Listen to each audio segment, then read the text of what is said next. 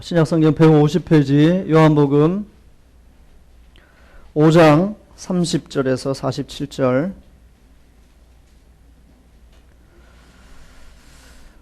한 절씩 교독하겠습니다. 하나님의 말씀 제가 먼저 봉독하겠습니다. 내가 아무것도 스스로 할 수 없노라. 듣는 대로 심판하노니 나는 나의 뜻대로 하려 하지 않고 나를 보내신 이의 뜻대로 하려 함으로 내 심판은 의로우니라.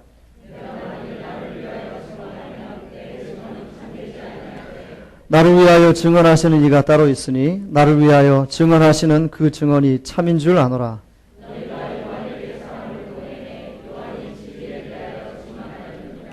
그러나 나는 사람에게서 증언을 취하지 아니하노라. 다만 이 말을 하는 것은 너희로 구원을 받게 하려 함이니라.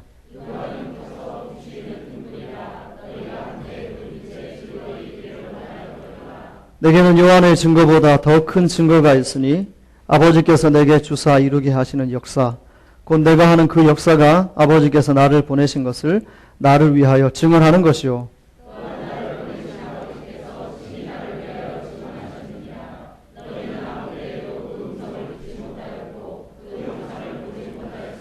그 말씀이 너희 속에 거하지 아니하니 이는 그가 보내신 이를 믿지 아니함이라.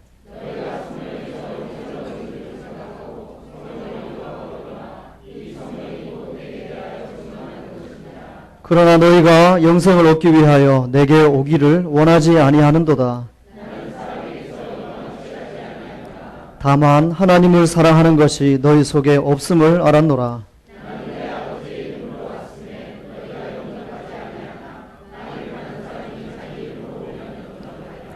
너희가 서로 영광을 취하고 유일하신 하나님께로부터 오는 영광은 구하지 아니하니 어찌 나를 믿을 수 있느냐?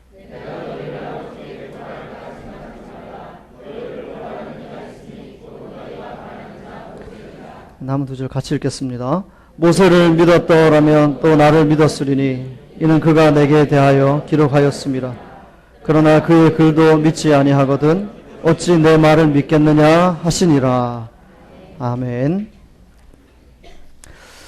성경 말씀을 살펴보기 전 두 가지 당부의 말씀을 먼저 드리고자 합니다. 첫 번째는 우리가 예배드리는 시간 11시 30분인데 매주일마다 시간 맞춰서 오시는 것 너무너무 감사하고 또 예배에 안 빠지시는 것도 너무 감사한데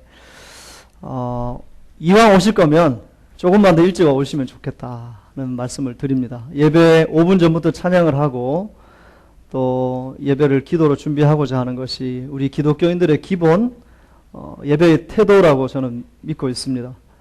허겁지겁 오시는 분들도 너무너무 감사하지만 미리 오셔서 기도하시고 가장 내 인생에 중요한 예수를 만나는 이 시간 잘 준비하는 것이 훨씬 더 아름답지 않나 하는 생각을 합니다. 몇 주간 지금 벼르고 별러서 이렇게 굉장히 부드럽게 제가 말씀을 드리는 겁니다.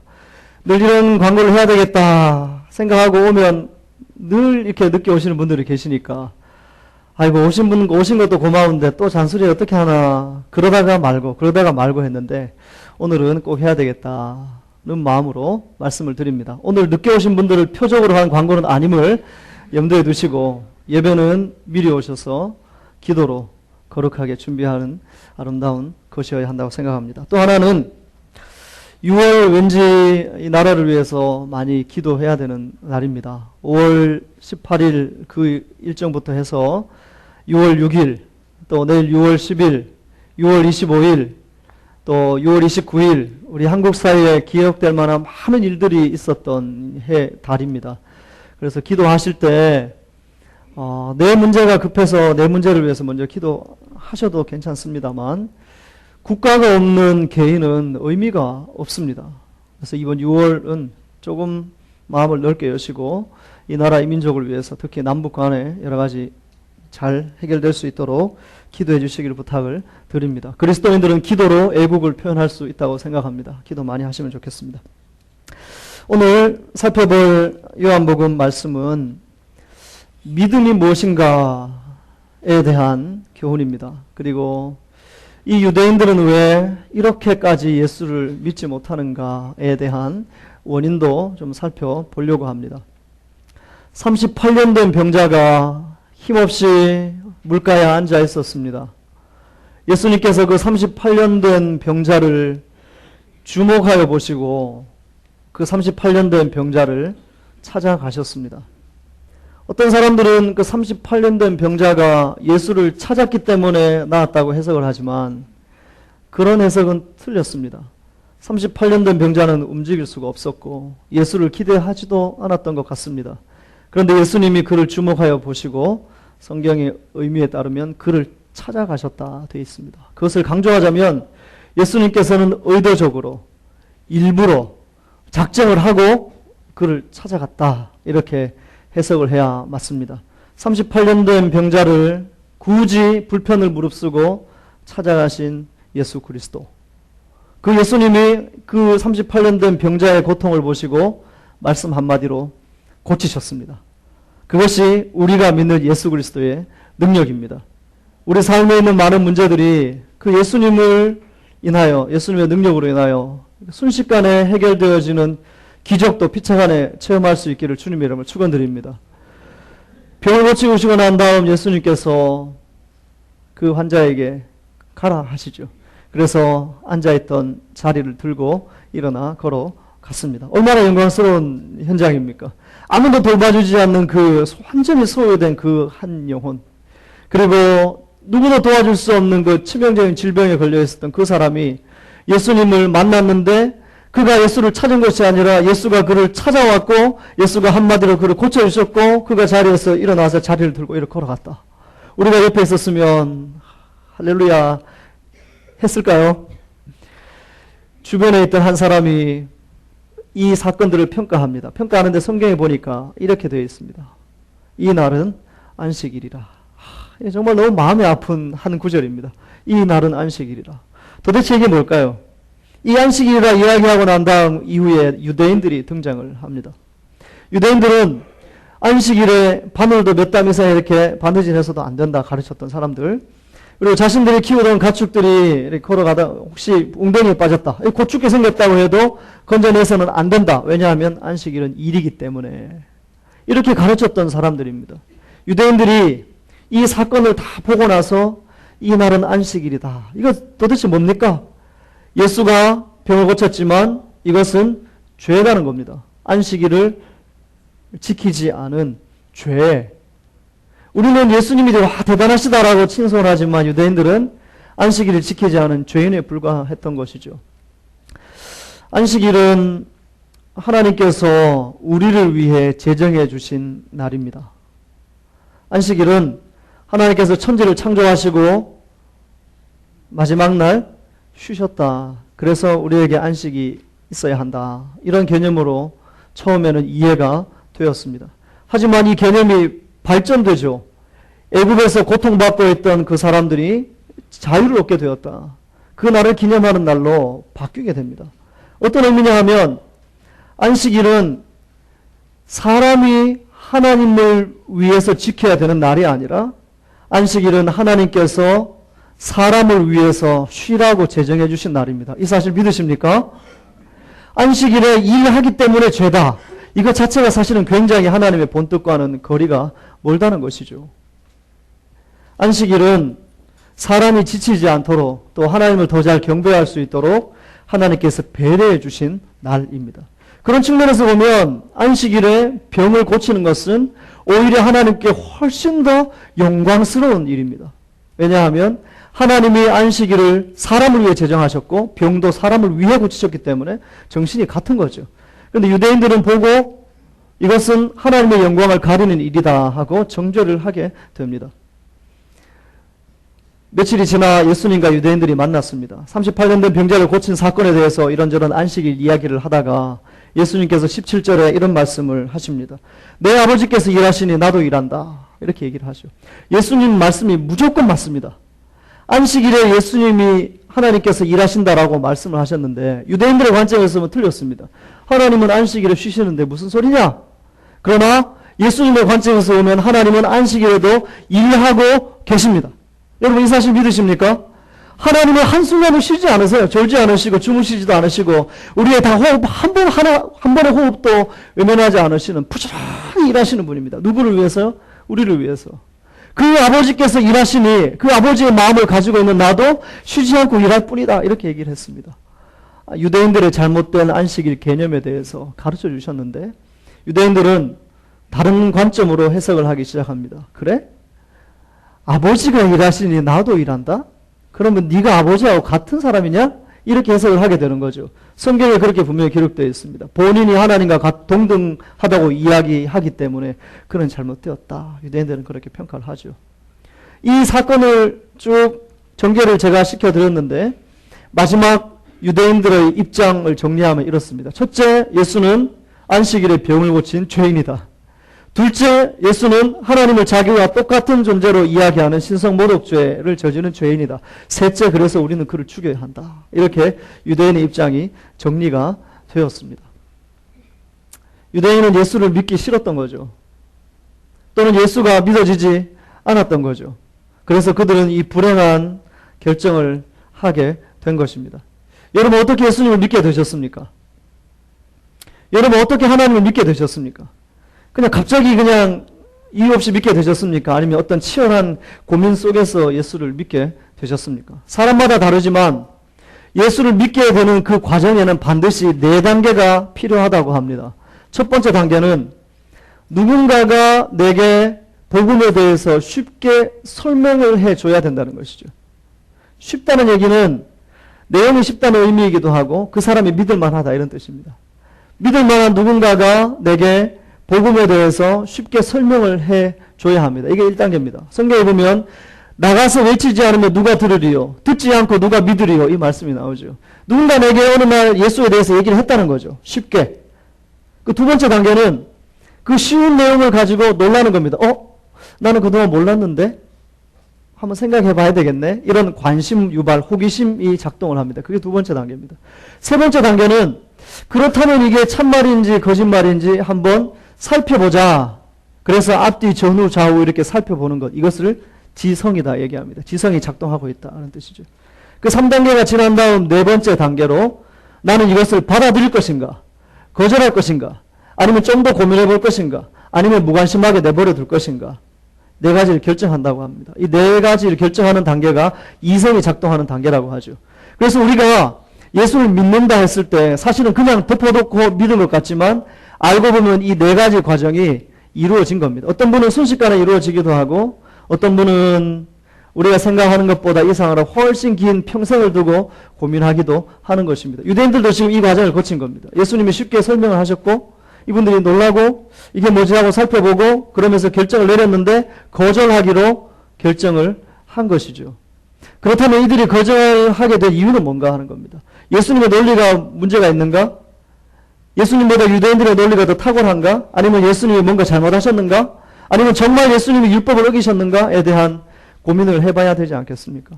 유대인들은 왜 예수를 믿지 않았는가? 믿지 못한 게 아니라 믿지 않은 건데 왜 그들은 이런 선택을 할 수밖에 없었는가? 신명기에 보면 이런 말씀이 나옵니다. 어떤 일이 있을 때 누군가의 죄를 물을 때 반드시 3사람 이상의 증인이 있어야 한다라는 말씀이 있습니다. 그리고 마태복음 18장에도 보면 예수님께서 누군가를 권면하고 누군가를 바로 세우기 위해서 혼자 가기도 하지만 더 확실하게 하기 위해서는 한두 사람이 같이 가서 증인을 적어도 3사람 이상 세우는 것이 필요하다라고 말씀을 하세요. 이게 어떤 의미냐 하면 구약 율법이 그 당시 유대인들이 가지고 있는 율법에 따르면 적어도 무엇이 진실이다 아니다를 판정하기 위해서는 증인이 3사람 이상 있어야 된다는 거죠. 그것은 성경도 그렇게 얘기하고 있습니다. 유대인들은 그것을 믿고 있었습니다. 예수님께서 유대인들을 설득하기 위해서 혼자 가서 말씀하신 게 아니란 얘기입니다. 예수님께서 혼자 가서 내가 하나님의 아들이다. 나를 믿어라. 혼자 이렇게 막 얘기한 게 아니라 유대인들이 거절할 수 없을 만큼 확실한 증인들을 이미 많이 보내주셨다는 얘기입니다. 그 증인들이 누구 있는가? 오늘 본문에 보니 첫 번째 예수님께서 말씀하시는 증인은 세례 요한입니다. 우리 33절에 보면 요한에 대한 이야기가 나오는데 유대인들이 이렇게 얘기하죠. 너희들이 요한을 만나지 않았느냐? 예전에 요한복음 1장에 보면 세례 요한에게 유대인들이 찾아가서 대화하는 장면이 나옵니다. 그 장면에서 보면 요한이 이렇게 얘기하죠. 너희들이 나를 굉장히 대단한 사람처럼 취급하지만 나는 소리에 불과하다. 사운드란 얘기죠. 한번 이렇게 울리고 없어지는 소리에 불과하다. 하지만 내가 전하는 예수, 너희들이 보는 그 예수는 하나님의 아들이다. 세상 죄를 지고 가는 하나님의 아들이다. 라고 유대인인 너희들에게 세례 요한의 진리를 증거하지 않았느냐? 그가 첫 번째 증인이라는 겁니다. 그런데 니들은 믿지 않았다는 거죠. 두 번째 예수님이 말씀하시는 증인 또는 증거는 36절에 나옵니다. 36절에 보면 역사라는 단어가 나오죠. 역사. 기적을 이야기합니다. 세례 요한이 얘기했을 때 믿지 않았기 때문에 예수님이 기적을 베풀어 주셨다는 거죠. 이것이 증거라는 거죠. 내가 하나님의 아들이라는 증거, 기적.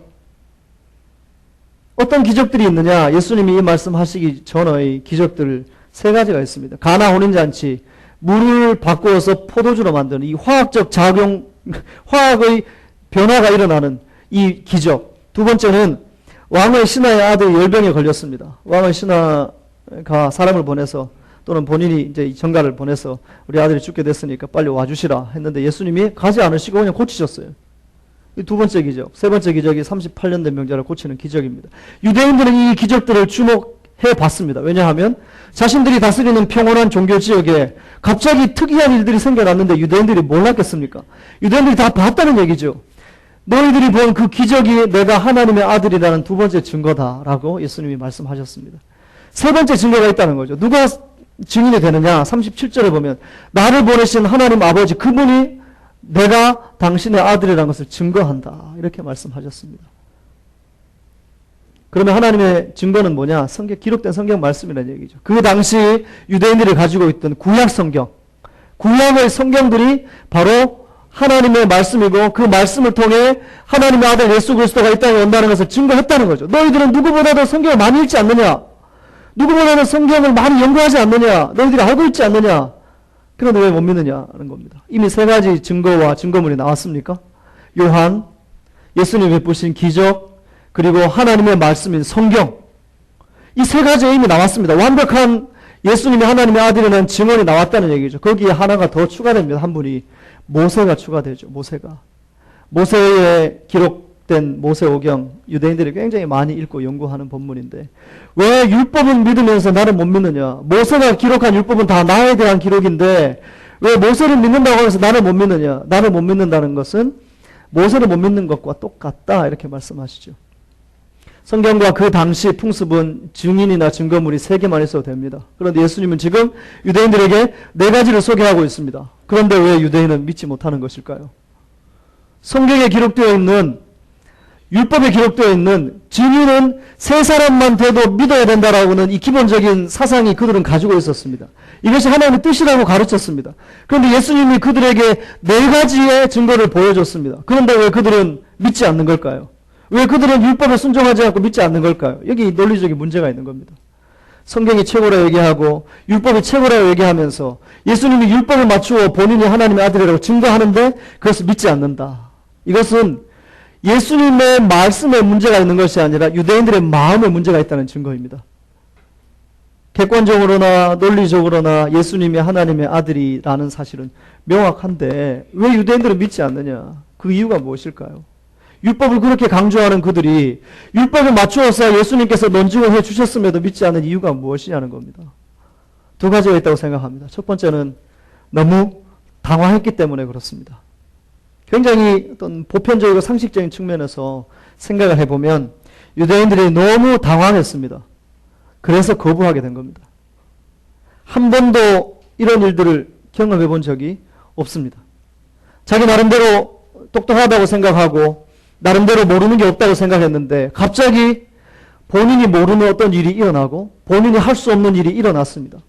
그리고 사람들은 해석해 달라고 합니다. 이게 도대체 무슨 일이냐 해석해 달라고 하는데 해석할 방법이 없는 거예요. 왜냐하면 한 번도 경험해 보지 못했으니까 당황하게 되는 겁니다. 그리고 또 하나 당황하게 되는 이유는 이 기적을 베풀고 하나님의 아들이라고 주장하는 그 사람이 너무 젊다는 겁니다. 예수님이 30밖에 되지 않았습니다.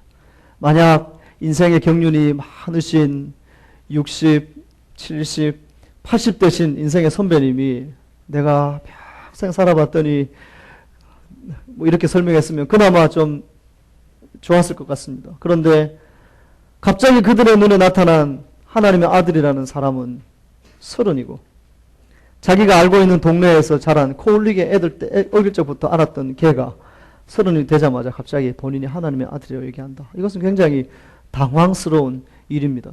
그래서 그들은 믿고 싶은 마음도 없었겠지만 믿고 싶어도 믿을 수 있는 환경적인 요인이 조성되지 않았습니다. 이것은 좀 안타까운 일이죠. 그리고 유대인들이 아무리 예수님의 말씀을 논리적으로 반박하려고 생각해봐도 반박할 논리가 없는 거예요. 너무 완벽한 거예요. 증인도 4명이죠. 하시는 말씀마다 자기보다 탁월하죠. 반박할 논리가 없으니까 어떻게 되죠? 기분이 상한 거예요. 그래서 당황스럽기 때문에 거부하게 된 겁니다. 두 번째 이유는 이 예수를 틀렸다고 얘기하지 않고 옳다고 얘기하기에는 본인들이 치러야 할 희생의 대가가 너무 크다는 것입니다. 이들은 안식일과 관련되어서 평생 어떻게 가르쳤습니까? 안식일에는 자리를 들고 걸어가면 안 된다.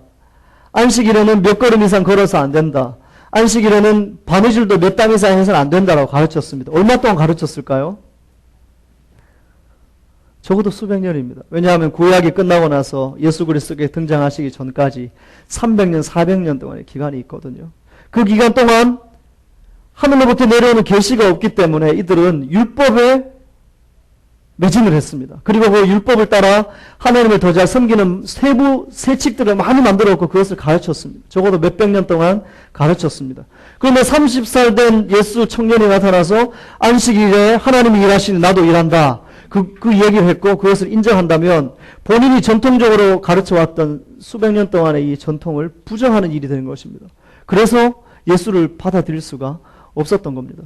또 하나, 그동안 사람들은 유대인들을 생각했습니다. 아, 저분들은 성경을 많이 읽고 하루에 3번 기도하고 그러면서 하나님과 굉장히 잘 소통하는 사람들이야 라고 생각을 하고 있었습니다.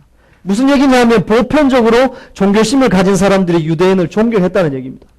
그런데 청년 예수가 왔는데 그가 하는 일들을 다 인정하고 그가 하는 말이 맞다고 얘기한다는 것은 내가 누리고 있던 종교적인 존경심을 내려놓는다는 얘기인데 이게 결코 쉽지가 않았던 겁니다. 그래서 그들은 예수의 말이 틀렸다라고 생각하지 않지만 그럼에도 불구하고 그를 거절할 수밖에 없었던 거죠. 저는 오늘 이 유대인들의 이 안타까운 모습을 보면서 그들은 믿을 수가 없었던 것이 아니라 어쩌면 믿기 않기로 작정한 것이 아닌가. 이 유대인들의 잘못된 선택을 우리는 타산지석으로 삼아 우리는 혹시 기도하면 된다고 하시는데 기도 안 하기로 작정한 것은 아닌가. 굉장히 좀 무거운 말씀을 지금 드리는 겁니다. 우리는 하나님을 믿으면 된다라고 알고는 있지만 삶의 현장에서는 믿지 않기로 내 힘으로 살기로 작정하고 살고 있는 것은 아닌가라는 질문을 드리고 싶습니다. 유대인들은 몰라서 안 믿은 게 아니라 믿기 싫어서 안 믿었다고 저는 생각합니다. 오늘날 우리가 유대인들처럼 내려놓지 못하는 가치관들은 어떤 게 있을까요? 예수보다 더 귀하다고 생각하는 그 어떤 것이 있기 때문에 예수를 선택하지 못하는 것이거든요. 내가 10만 원을 가지고 있습니다. 지갑에. 이 10만 원을 버리면 누군가 1000만 원을 준다는데 아무리 봐도 내게는 지금 내게 있는 이 10만 원이 더 귀한 거예요. 그래서 이 1000만 원을 포기하는 이 불행한 일이 유대인들에게 있었는데 오늘날 우리에게도 그런 일은 없는가? 요즘 현대를 살아가는 사람들에게 중요한 것들 몇 가지가 있습니다. 이것은 여가생활을 어떻게 할 것인가? 취미생활을 어떻게 할 것인가? 주 5일 근무제가 되면서 많은 사람들이 여가생활에 집중을 하고 있습니다. 여가생활을 즐기기 위해서 예배를 포기하는 것, 유대인과 똑같은 선택입니다. 자기개발이 중요하다고 합니다. 많은 시험들이 주일에도 있고 있습니다. 그 자기개발을 위해서 예배를 뒤로 밀어둔다. 이것은 유대인과 같은 결정을 했다는 것이죠. 생계 문제가 있습니다. 정말 이 생계 문제는 어떻게 우리가 주님의 부름을 받을 때까지 안고 가야 될 고민인데 생계 문제가 있기 때문에 주님 앞에 나오는 것을 좀 밀어둔다면 이것 또한 유대인의 선택과 별반 다를 바가 없다는 것입니다. 그럼에도 불구하고 우리는 입술로 하나님을 믿는다라고 얘기하죠. 오늘 성경 본문에 보니 예수님이 너희들이 하나님을 알고자 성경을 보지만 성경을 통해 나를 발견하지 못한다 이렇게 얘기를 하시잖아요. 혹시 우리가 그런 삶을 살고 있지 않는가? 좀 돌아봐야 하고 또 하나 이 본문을 묵상하면서 참 감사한 것은 이렇게 탁월한 유대인들이 이렇게 믿기 싫어하는 예수를 나는 어떻게 믿고 있는가? 예수님이 이렇게 애쓰고 수고하고 논리를 동원해서 설득을 하시고 안 되니까 또 기다리시고 십자가 달려 돌아가시는 그 순간까지 저들의 죄를 용서해 달라고 그렇게 애쓰셔도 안 믿던 유대인들인데 나는 어떻게 믿고 있는가? 나도 유대인보다 더 나쁜 사람인데 나도 유대인보다 좀 자랑할 만한 게 꽤 있는데 난 어떻게 믿게 되었는가라는 것이죠. 우리 어떻게 예수를 믿게 됐을까요? 우리가 논리적인 과정을 거쳐서 예수 믿을 만하다 생각해서 예수 안 믿어주지 하고 믿으셨습니까? 저는 그렇게 안 믿었습니다. 저는 그냥 예수님이 제 마음에 들어오셨어요. 그래서 예수를 믿게 된 것이죠. 여러분 사복음서에 많은 기적들이 기록되어져 있습니다. 그리고 사도행전에도 많은 기적들이 기록되어져 있습니다. 그 기적들 그게 정말 대단한 기적일까요? 많은 신학자들은 이야기합니다. 성경에 기록된 가장 많은 기적은 예수 믿지 않던 자가 예수를 믿는 기적이 가장 많이 기록되어 있다. 저는 그 기적이 가장 큰 기적이라고 믿습니다. 여러분 그 기적을 믿으십니까? 그 기적 때문에 지금 이 자리에 있다는 사실을 믿으십니까? 그렇다면 여러분 기적의 주인공이십니다. 유대인들이 아무리 믿으려고 해도 믿어지지 않던 그 예수 우리는 지금 믿고 있음에 감사할 수 있길 바라고 또 혹시 남은 인생 살아가면서 유대인과 같은 잘못된 선택을 해서는 안 되리라 생각합니다. 내려놓아야 할 것이 너무 많기 때문에 포기해야 할 것이 너무 많기 때문에 내 예수 믿으면 내 자존심 어떡하고 교회 나와서 눈물 흘리며 기도하면 사람들이 나를 어떻게 보고 내 자존심이 다 구겨지는데 어떡하고 내가 어떻게 교회 나갑니까? 만약 그렇다면 죄송합니다만 유대인의 선택을 지금 하고 있는 겁니다. 가장 중요한 것을 선택하지 못하고 조금 중요한 것을 선택하고 있다는 것이죠. 혹시 이 자리에 계신 분들 중에 예수님이 도대체 누구인지 잘 모르겠다 생각하시는 분들 있으시다면 특별한 주님의 은혜가 있기를 소망합니다. 그런 분들에게 저는 질문을 던지고 싶습니다. 정말 예수를 믿을 만한 대상이 못 되어서 안 믿으시는 겁니까? 아니면 믿기 싫어서 마음문을 닫으신 겁니까? 저는 그 질문을 던지고 싶습니다. 초신자들에게 이렇게 얘기하면 상처되니까 우리끼리 그냥 하는 얘기죠. 정말 예수를 믿을 만하지 못하기 때문에 못 믿으시는 겁니까? 아니면 믿기 싫으니까 안 믿으시는 겁니까? 어느 날 옆교회 목사님이 성적으로 쓰러졌다 이런 얘기를 들었습니다. 그래서 사람들은 얘기하죠. 평소 믿기 싫은 사람들은 옳다구나 잘됐다. 그래서 교회 다녀도 소용없네. 목사가 저러니까 교회 안 나가야지. 불행한 선택입니다. 왜 그럴까요? 남이 넘어지는 것에 그 사건을 보면서 왜 내 영혼의 삶을 걸어야 하는가요? 여러분이 생각해 보셔야 됩니다. 옆 사람이 넘어졌어요. 그 사람이 예수 믿다가 좀 실수했어요. 그래서 우리는 같이 판단을 합니다. 예수 믿어도 저희 실수하기 똑같네 하고 나도 예수 안 믿어야지 하는 것이죠. 이것은 내 영원한 삶을 그 사람의 실수에 근거를 두고 판단한다는 얘기거든요. 이게 얼마나 어리석습니까? 신앙생활 열심히 합니다. 어느 교회가 재정 문제가 터졌답니다. 어느 교회가 주변 사람들이 좀 손가락질 당한답니다. 그 얘기를 듣고 그렇지 교회 다녀도 소용없지 교회 다 똑같다니까 나도 교회 안 나가야지 하고 안 나가는 거예요. 얼마나 불행한 선택입니까? 내 삶을 왜 남의 실수를 가지고 판단을 하냐는 거죠. 좀 부드럽게 얘기해야 되네. 죄송합니다. 하여튼 그렇다는 얘기입니다. 우리의 삶의 판단의 근거는 성경이 되어야 합니다. 왜 옆교회 목사님 또 내가 몸담고 있는 교회 공동체 누구 실수하는 모습 보고 자꾸 내 영혼의 삶을 판단하려고 하는 거죠. 성경을 보고 내 신앙을 판단해야 되는데요. 여러분 혹시 신앙생활 하시면서 성경 읽다가 실족해서 교회 안 나온다는 사람 보신 적 있으십니까? 성경을 안 읽고 사람 보다가 실족해서 교회 안 나온다는 사람 많이 보셨죠. 그게 우리의 안타까움입니다. 예수님은 유대인들에게 그렇게 얘기합니다. 니들 성경을 그렇게 열심히 읽고 신앙생활을 그렇게 열심히 하면서도 참 구주인 나를 몰라보느냐. 이게 안타까움이었거든요. 말씀을 좀 정리하고자 합니다. 오늘은 성경 본문을 되도록이면 자세하게 설명드리려고 애썼습니다. 제가 여러분을 설득할 어떤 근거는 전혀 없습니다. 믿음은 성령께서 여러분들을 설득하셔야만 가능한 것이기 때문에 오늘은 되도록이면 말씀을 자세하게 설명해 드렸습니다. 예수님은 우리를 기다리고 계십니다.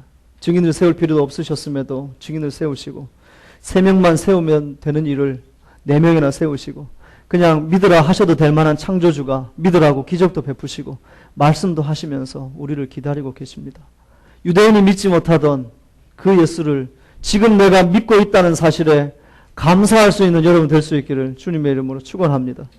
또 혹시 하나님에 대한 의심이 생긴다면 진지하게 자문해 보셔야 합니다. 정말 하나님이나 예수님을 못 믿을 만한 대상인가? 아니면 내 마음대로 하나님이 안 움직이니까 내가 속상하니까 안 믿으려고 작정한 것인가? 좀 생각을 해보시고 하나님 앞에서 순수한 신앙 가지고 이 세상에 주님보다 귀한 것은 없습니다. 늘 고백하며 살아가는 저와 여러분 될 수 있기를 주님의 이름으로 축원합니다.